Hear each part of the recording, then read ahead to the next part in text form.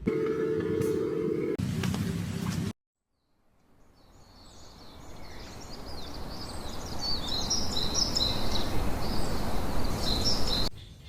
រាបសួរពុកម៉ែបងប្អូនទាំងអស់គ្នាបាទ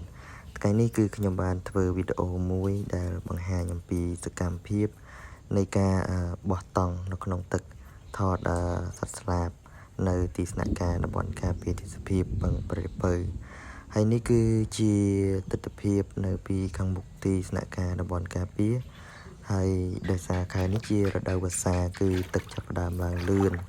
គឺថាលិចអស់ហើយគឺដូចជាបងនៅពីខាងក្រោមស្នាក់ការនេះគឺចាប់ផ្ដើមលិចដែរហើយទឹកគឺវាត្រឹមជង្គង់ហើយខាងមុខខ្ញុំនោះគឺនៅក្បែរចណ្ដាលនោះគឺជាតង់ខ្ញុំបានបោះទុកចោលនៅទីនេះប្រហែលជាជិត1ខែហើយដើម្បីឲ្យសត្វវាសមជាមួយនឹងទីតាំង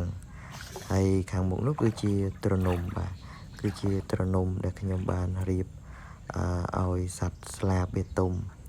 មានដូចជាសត្វចចាតក្រឹមហើយនឹងកដបខៀវសជាដើមហើយបងប្អូននេះឃើញនេះគឺជាតង់ដែលបោះនៅក្នុងទឹកបាទហើយដោយសារតែយើងស្រឡាញ់សត្វស្លាបគឺយើងត្រូវតែតស៊ូទោះបីជាទៅបោះនៅក្នុងទឹកក៏ដោយហើយបន្តមកទៀតខ្ញុំក៏ចាប់ផ្ដើមរៀបចំសេរីកាមេរ៉ាដើម្បីឲ្យវានឹងល្អដើម្បីឲ្យវាត្រូវប្លង់ជាមួយនឹងការដែលយើងរៀបចំនឹងហើយទោះបីជានិយាយរួមទៅទោះបីជាថតត្រាំទឹកក៏ត្រូវតែថតដែរដោយសារអីជាការស្រឡាញ់នេះដូចជាស្ដាយបងប្អូនគឺថតត្រាំទឹកចឹងតែម្ដងហើយយើងចំណាយពេលយូរដើម្បីរងចាំសត្វគឺចំណាយពេលយូរតម្រាំតែវាមកទុំនៅតំណុំទីតាំងហ្នឹងនៅពេលដែលដល់ម៉ោងវាគឺវាចាប់ផ្ដើមមកទុំហើយខ្ញុំក៏ចេះតែអង្គុយចាំនៅទីតាំងតំណុំហ្នឹងហើយតាំងពីម៉ោង11រហូតដល់ម៉ោង1ម៉ោង2បានវាចាប់ផ្ដើមមកអញ្ចឹងចូលនៅក្នុងតង់ចាំវាមុនលេងទូរស័ព្ទខ្លះអីខ្លះហើយតម្រុំទៅវាមកហ្នឹងគឺដាច់បាយដែរ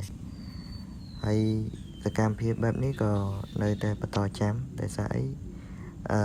ដល់ម៉ោងដល់ពេលវេលាដែលវាមកគឺវានឹងមកអញ្ចឹងយើងត្រូវគួរចាំមុនដោយសារតែចង់បានរូបភាពសត្វស្លាបគឺត្រូវចំណាយពេលវេលាទាំងថវិកាឥឡូវឃើញវាមកបាទហើយខ្ញុំក៏រៀបចំថតដោយសារអីឃើញវាមកនៅពេលដែលឃើញសត្វមកមានអារម្មណ៍ថារំភើបមានអារម្មណ៍ថាសប្បាយមកបងប្អូនគឺសប្បាយពេលខ្លះសត្វមកគៀកពេកភ័យទៀតហើយវាមកតែមួយផ្លែតអញ្ចឹងទៅវាហើរចេញទៅវិញមួយផ្លែតហើរចេញទៅវិញហើយឥឡូវបងប្អូនចាំតាមដានទស្សនាមើលថាសត្វចចាតក្រឹមនេះវាស្អាតបែបណាហើយនេះគឺជារូបថតបាទរូបថតដែលខ្ញុំថតបានជាមួយនឹងវីដេអូឃ្លីបបាទសត្វចចាតក្រឹមនេះគូបីជាថតយ៉ាងណាក៏ដោយនៅតែអត់ធុញសត្វមកប្រភេទហ្នឹងខ្ញុំថតបានតាំងពីឆ្នាំ2022 23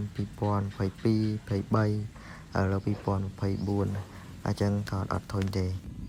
ពេលនេះសត្វចចាតក្រឹមគឺខ្ញុំចាប់ផ្ដើមថតបានហើយប៉ុន្តែនៅសល់មួយប្រភេទទៀតគឺសត្វកដបខៀវសហើយកដបខៀវសនេះគឺវាក៏មកទុំនៅតំណុំដែលខ្ញុំបានរៀបចំ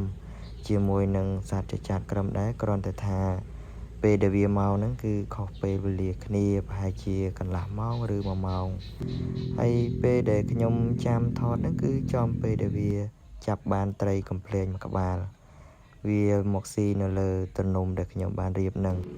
ហើយក៏ដបខៀវសនេះគឺមុននឹងវាស៊ីគឺវាចាប់ផ្ដើមធ្វើសការបស់ត្រីកំភ្លែងហ្នឹងឲ្យស្អាតនៅពេលណាដែលវាធ្វើសកាទៅស្អាតគឺវាងាយស្រួលនៅក្នុងការលេបចូលទៅក្នុងពោះហើយវីដេអូនេះក៏បានដល់ទីបញ្ចប់គឺសូមអរគុណដល់ពុកម៉ែបងប្អូនទាំងអស់គ្នាដែលបានតាមដានទស្សនាអំពីសកម្មភាពនៃការថតសត្វស្លាបរបស់ខ្ញុំសូមអរគុណ